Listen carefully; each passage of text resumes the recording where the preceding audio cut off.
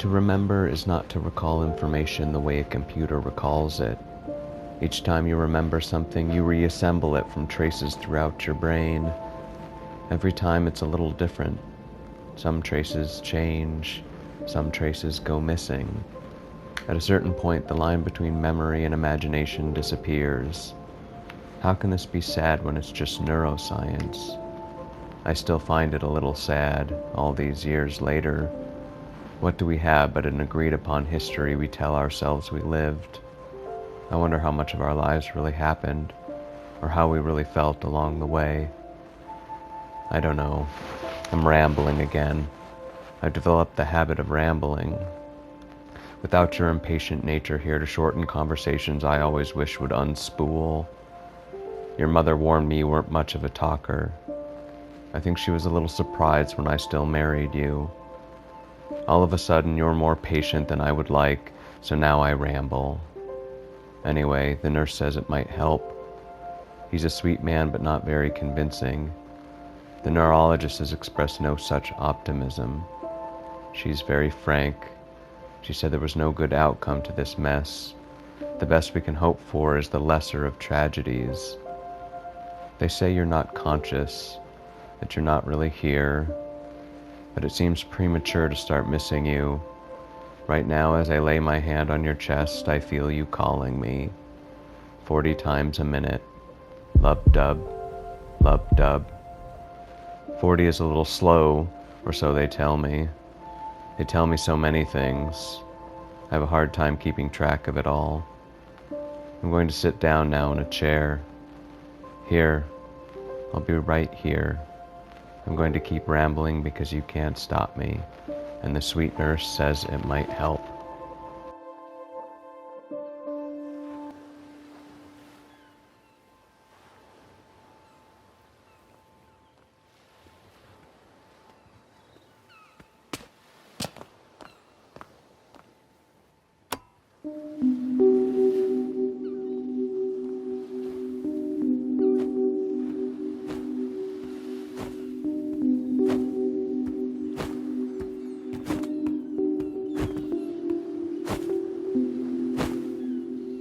Remember the ferry ride?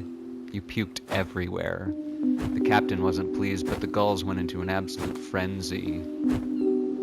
They followed us even after we disembarked on the island, as if you were some kind of vending machine, and if they waited around long enough, you might puke again.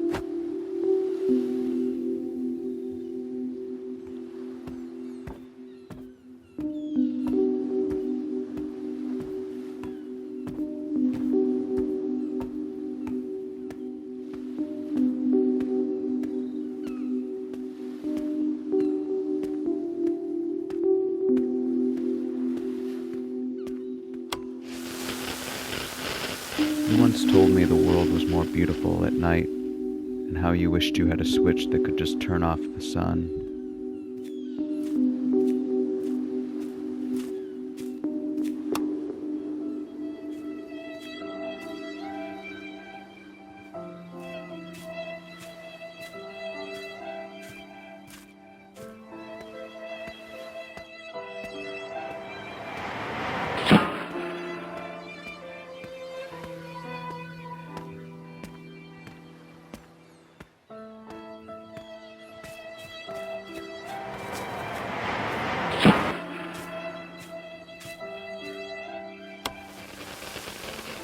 This was our last real adventure before we got our dog, Molly. You just can't go away for months at a time with such a love at home, no matter how well that love is tended. You miss touching her.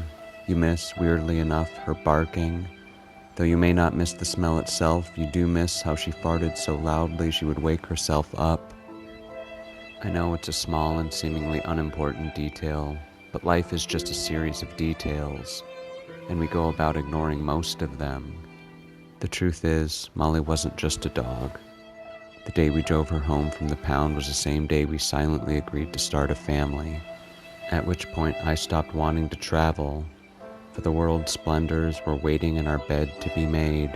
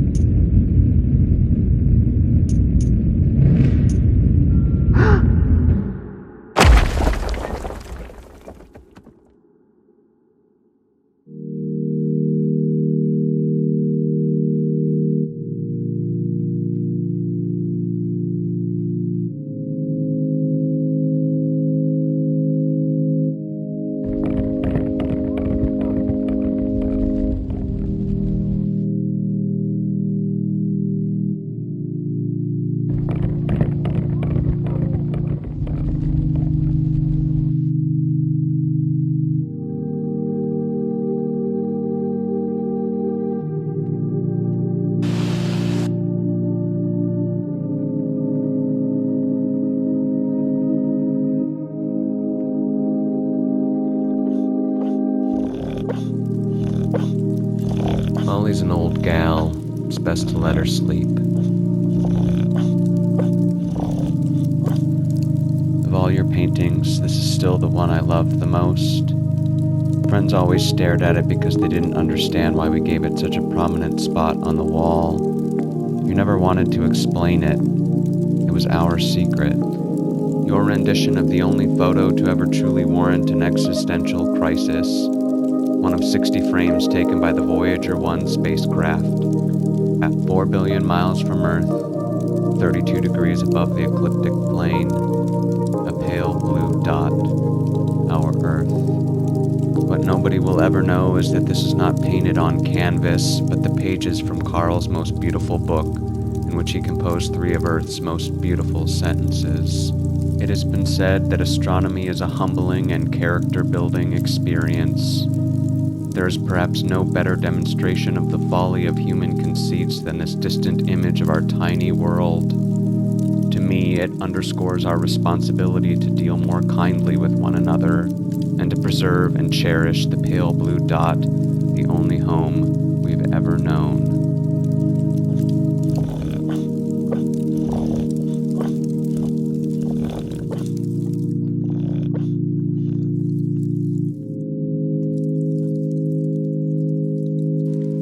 Now, I loved your mother, but did she ever take a photo that wasn't blurry?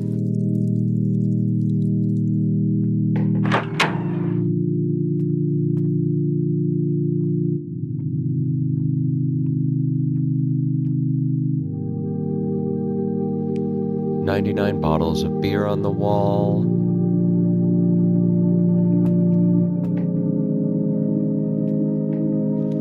I used to get a little jealous of this piano, how you would sit with it, how you would transcend this world for some better one out there in the music. You would come back so happy.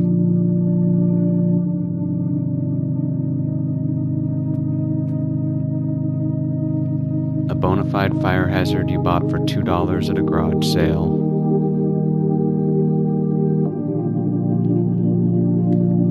How many of these books do you think we actually read? I reckon between the two of us, it's gotta be at least 5. My favorite thing about this ladder is that we've both fallen off of it.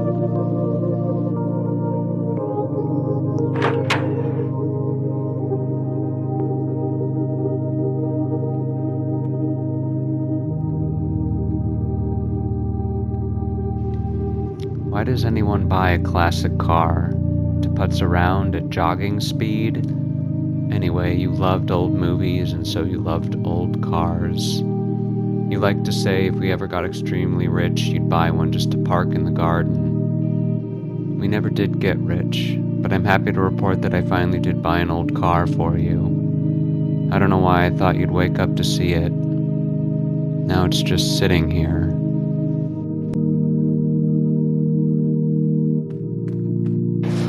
And the slightly aggressive real estate agent pressed the garage door button and said, "Let there be light."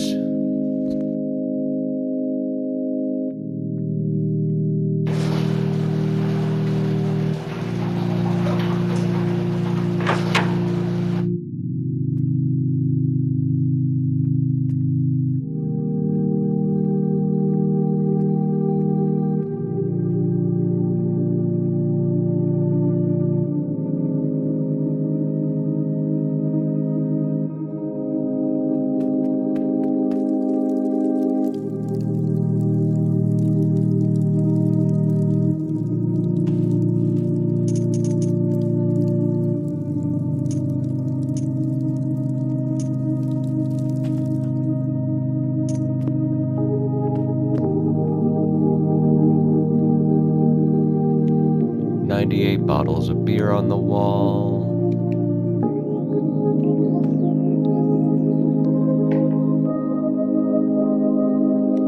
97 bottles of beer on the wall.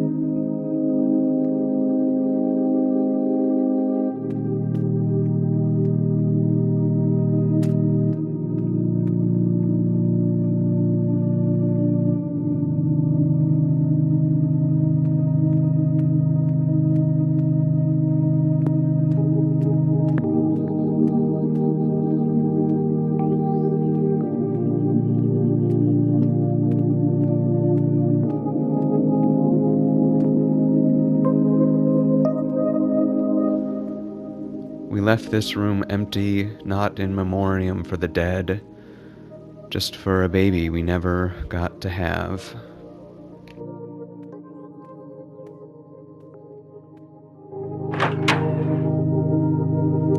I can't even count the number of times we attempted the classic romantic evening in the tub. I mean, what tub is really designed for two people?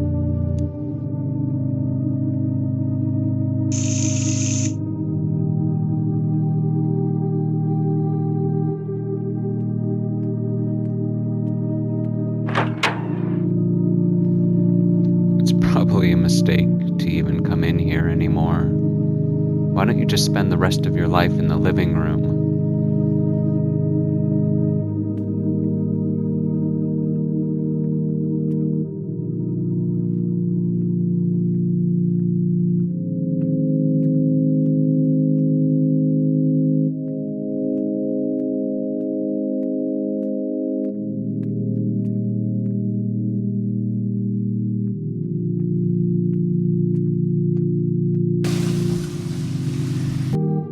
I don't touch these drawers anymore.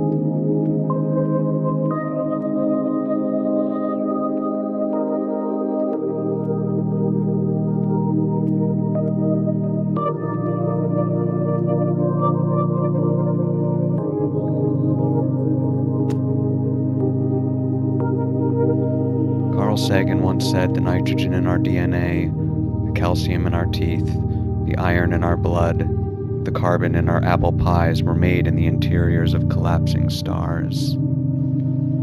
To be honest, the idea used to creep me out, but now it almost brings me comfort. Every time I'm in the light, I can feel you touching me.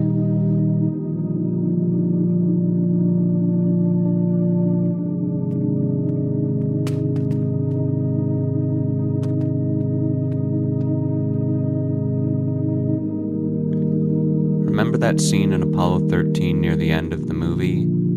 Everything has gone wrong. They are trying to get home. The ship is pretty busted up by that point, and they have to navigate manually by keeping Earth centered in the window.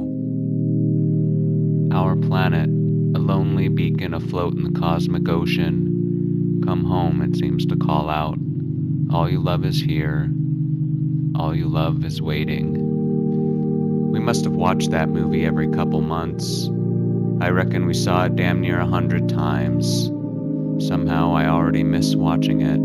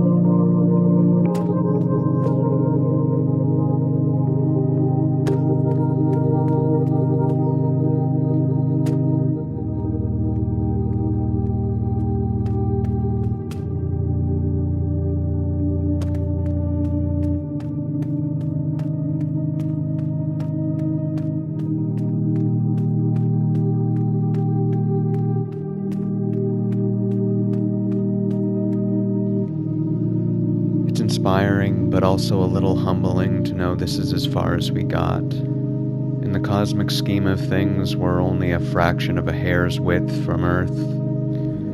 It makes me a little ill to look out at the old light, to wonder what else is out there. I mean, there could be anything. You, even. Your energy, some bit of you, a ray of light.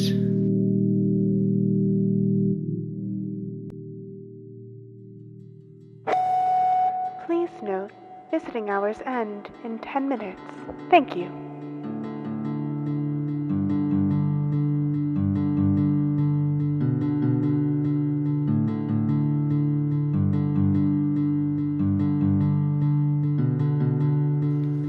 When I think back, I can't remember exactly what happened.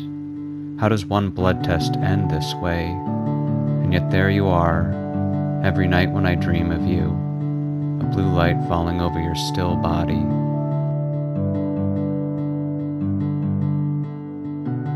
I can't shake the idea that one day you might move. Every day I come and wait for that to happen.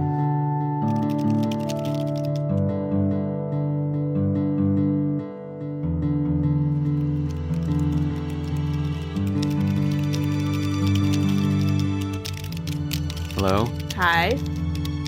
I just need some... Can't you see I'm writing something? Are you not the receptionist? Do I look like the receptionist? Yes? I'm a neurologist. I make like 400 grand a year. How much do you make? Is this not reception? Do you see a sign that says reception? Okay, where am I? Alas, that is the question. What are you writing? You know. I know? Maybe you don't want to accept it, but you know. Somewhere in the pit of your stomach. In the pit of my stomach? Metaphorically. Now move along. Can't you see I'm busy? I don't understand. Okay, well, move along. Nobody found what they were looking for by standing around like an idiot.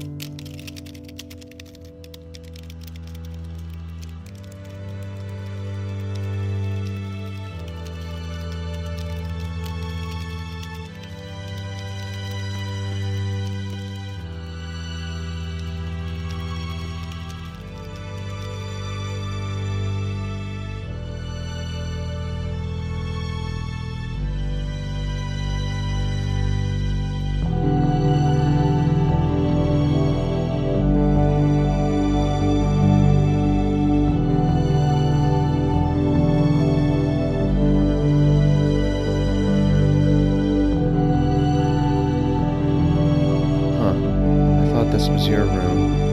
It feels so familiar, but you're not here.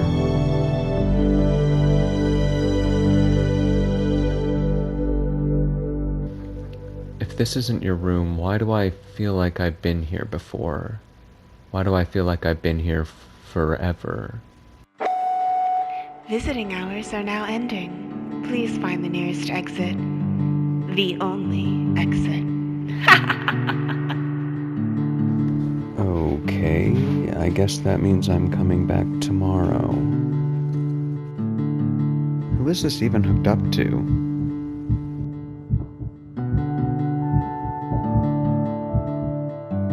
Bonafide romantics have always been a rare breed. It is both exhilarating and deeply sad to find one. They love so hard they end up suffering. It's their lot to suffer. Still, I can't help but admire them and hope someday to be one.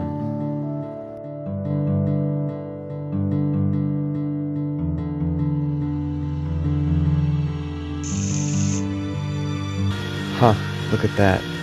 You used to write that on the toilet rolls. It was weird. Lovely, too.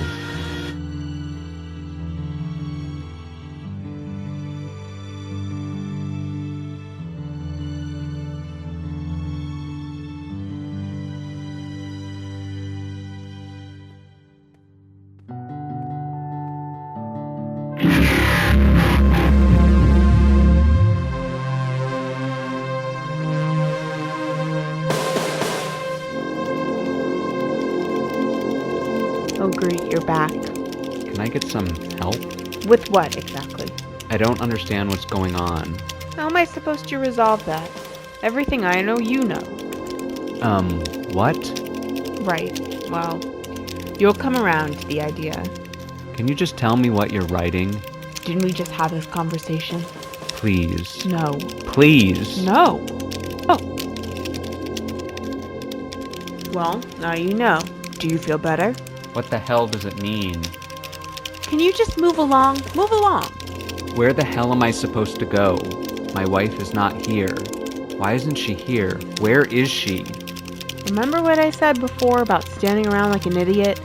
Why don't you go through the door? Bon voyage.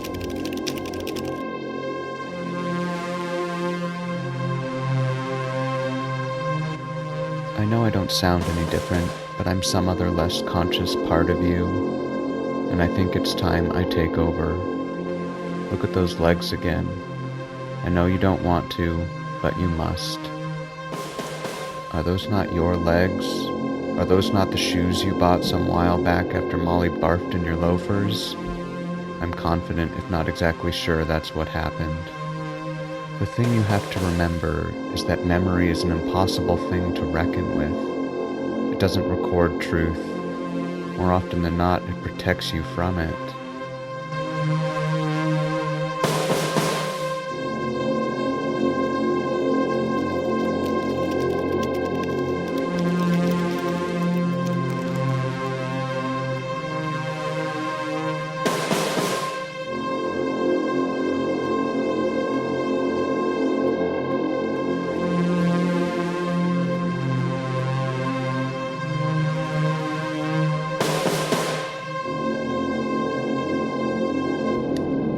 My dear Leonard, this room feels familiar because it's not my room. It's your room. And it's your name you've been looking at.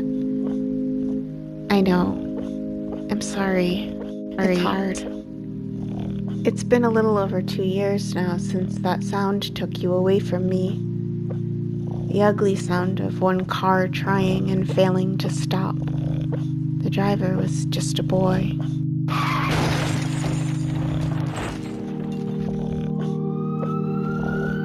He comes some days after class to visit you. When we cross paths, I often find him crying, the guilt outweighing his books and hanging the same off his shoulders. Neither of us can stop coming, to both your mother's and the neurologist's chagrin. They say it's time to move on, like they can't see you're still breathing. I know intellectually they're right. I'm just not ready. Even after 742 days. Would Leonard please report to the exit? Leonard, to the exit, please.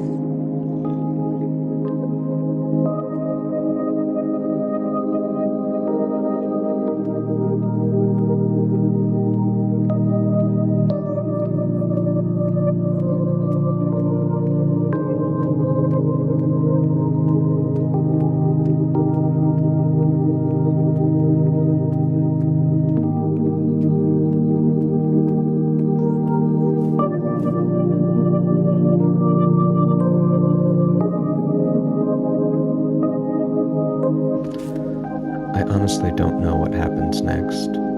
All I know is that time is passing, and at some point your life support must be unplugged. When and by whose hand is beyond knowing. Trust in the end it's for the best, and that she loved you. Take one last breath as we go yonder. Here we go, to see what's out there.